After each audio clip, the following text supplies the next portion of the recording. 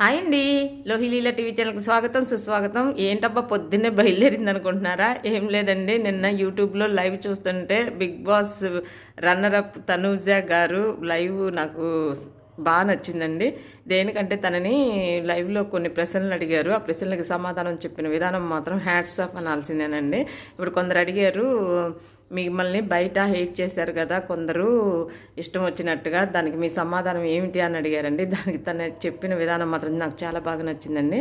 అదేంటంటే, నేను 10 మందికి నచ్చాలని లేదు కదా, అందరికీ నచ్చాలని లేదు కదా, కొందరికి నేను నచ్చచ్చు నచ్చకపోవచ్చు. ఇప్పుడు మీ అందరి ప్రేమ ముందు ఇంతమంది ప్రేమ నాకు దొరికింది. అట్లా అందరి ప్రేమ ముందు అది ఎంత అండి, ఒక చిన్న డాట్ లాంటిది. దానిని పట్టించుకొని మనమేం భూతద్దంలో చూసుకోవాల్సిన అవసరం లేదన్నట్టుగానే చెప్పారండి. ఆ టైంలో మాత్రం నా బిడ్డ నాకు గుర్తొచ్చిందండి. ఎందుకంటే సేమ్ నా బిడ్డ అలాగే ఉంటుందండి. నేను ఎప్పుడు కూడా నా బిడ్డ ఎప్పుడు కూడా ఎవరిని విమర్శించదండి, ఎవరిని ఒక్క మాట అనదండి. ఎవరన్నా ఏదన్నా అన్నారని తెలిసినా కానీ ఓ అలాగ అన్నారా అంటదండి. లేదు ఎవరైనా పిచ్చి పనులు చేస్తున్నారనుకోండి, వాళ్ళే తెలుసుకుంటారంటదండి. అంత కామ్ గోయింగ్ అండి. ఇలాగ ఉంటారా అని చూస్తే నా బిడ్డను అలా అనిపిస్తుందండి. కానీ తర్వాత తనుజ గారిని చూసినాక అట్లా మాట్లాడేటప్పుడు మాత్రం నా బిడ్డే నాకు గుర్తొచ్చిందండి. ఓ ఇలాగ ఉంటారు అని. ఇప్పుడు నేనైనా అట్లాగే ఉండటానికి ట్రై చేస్తున్నానండి. అంటే నేను ఎలాగంటే కొద్దిగా తీసుకుంటాను, బాధ అనిపిస్తుంది. ఇట్లా అన్నారా అని చెప్పి వాళ్ళని అట్లాగా అన్నారా అని చెప్పి కొద్దిగా అంటాను నేను. కానీ నేను కూడా వాళ్ళలాగే ఉండటానికి ట్రై చేస్తున్నాను. ఏంటంటే అట్లాగే ఉంటున్నాను ఇప్పుడు.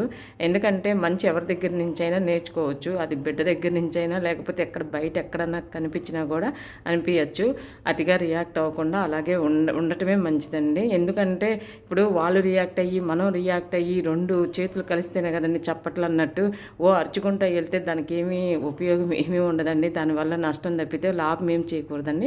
ఇంకొకళ్ళు అడిగారు, మీకు కళ్యాణ్ గారు ఫ్రెండా అని అడిగితే, అవునండి నాకు మంచి ఫ్రెండ్ బడ్డీ అండి అని చెప్పారండి. ప్రతి ఒక్కరి గురించి కూడా పాజిటివ్గానే రియాక్ట్ అయ్యారు. డబ్బులు తీసుకోవచ్చు కదండి అంటే, అలా ఏం లేదు, మీ ప్రేమ ముందు నాకు ఏది గొప్ప కాదు, నాకు మీ ప్రేమే కావాలి, అది చేరాల్సిన చోటుకే మనీ జర్నీ అని చెప్పి కూడా సమాధానం ఇచ్చారండి. లోపల ఏదో అరిసినట్టుగా అట్లా పోర్ట్రేట్ అయింది. కానీ అంటే ఇప్పుడు ఎవరైనా కానీ ఇప్పుడు ఏమవుతుందంటే, ఫ్రెండ్షిప్గా ఉన్నప్పుడు వాళ్ళ మీద కోపం కానీ ఏదైనా చూపించడం కానీ డిమాండ్ చేయడం కానీ జరుగుతుందండి.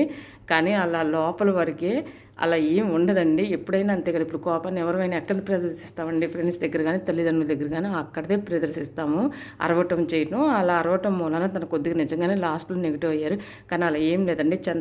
తన మనస్తత్వం చాలా ఫెయిర్గా ఉంది. నాకైతే బాగా నచ్చింది. చూద్దామని ఈ వీడియో చేస్తున్నానండి. మీకు నచ్చితే సబ్స్క్రైబ్ చేసుకోండి, షేర్ చేయండి, లైక్ చేయండి.